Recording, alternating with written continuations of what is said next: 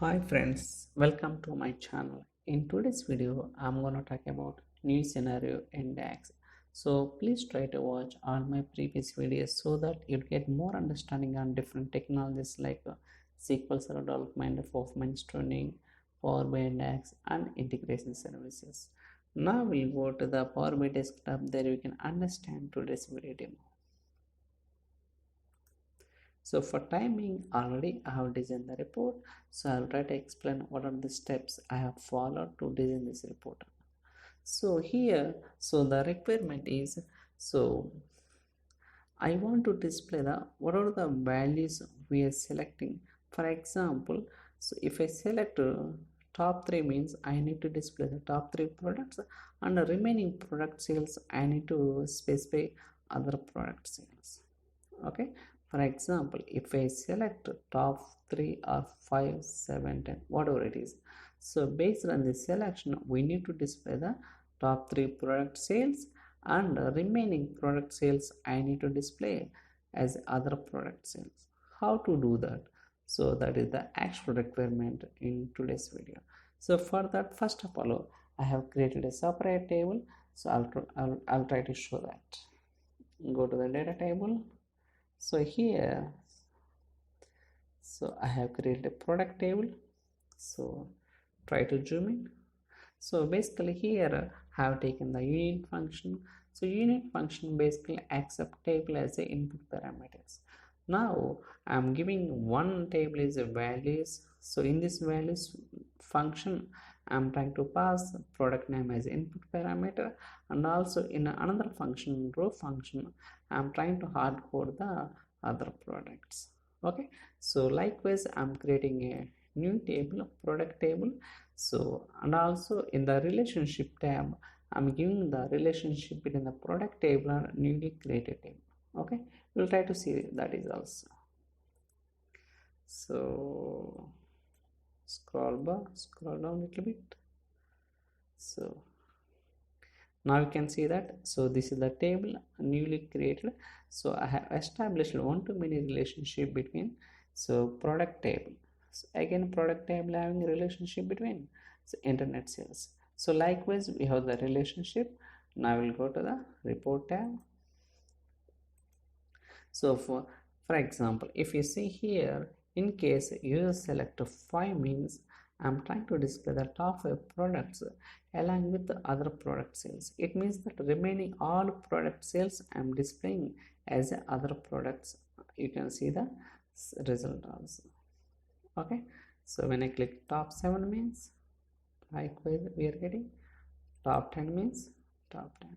Okay, so it's working based on the dynamic nature. So based on whatever slicer we have selected, so based on that we are giving the ranking dynamically and trying to find the products as well as other product names. Okay, so likewise we are displaying the report. So first we'll try to understand so what kind of expressions or logic I have implemented to get this expected output. Okay, so go to the result measure. So try to zoom in. Okay, so here also I have declared some couple of variables. We'll try to go through one by one. So the first variable is selecting ranking. So basically what I'm doing here, so we have the slicer. So based on the slice selection we are trying to capture, so whether it is 3 or 5, 7, 10, it means the top 3 or top 5, top 10. If the user did not select anything, we are trying to take minimum value from that slicer. Okay, in case if the user did not select any value, we are trying to take the minimum value. Again, after that I have declared one more variable. So in this variable we are trying to take what are the table contain all the products we are taking into this variable. Okay, so in the product table how many products are there, we are trying to count it and storing into the variable. Okay, so after that I'm trying to generate a ranking for each product. Okay, based on the sales amount in descending order I'm trying to generate the ranking for each product wise and storing into this variable. Again, so I have created one more variable. Here I am trying to subtract from the top three products minus remaining products. Okay, so in this step I am trying to subtract from the top products minus remaining products. If you see here, so in the top end, okay, so top end means total rows. Here I'm taking, it means that, for example, in my table 100 products have. So if you notice here a select rank, it means that what are the value we are selecting in the slicer, whether 3, 5, 7, something like, we'll get it here. But here 100 it will come, but in case here 3, 5, 7, 10, something like that. Okay, again we are subtracting that. And in the final variable, so here we are implementing condition. So if ranking less than or equal to select ranking, okay, whatever the ranking we are getting, if it is based on the slicer selection, okay, for example, in the slicer, if I select 3 means we need to show the only 3 ranks only. Okay, so for that, instead of displaying ranks, we are displaying total sales.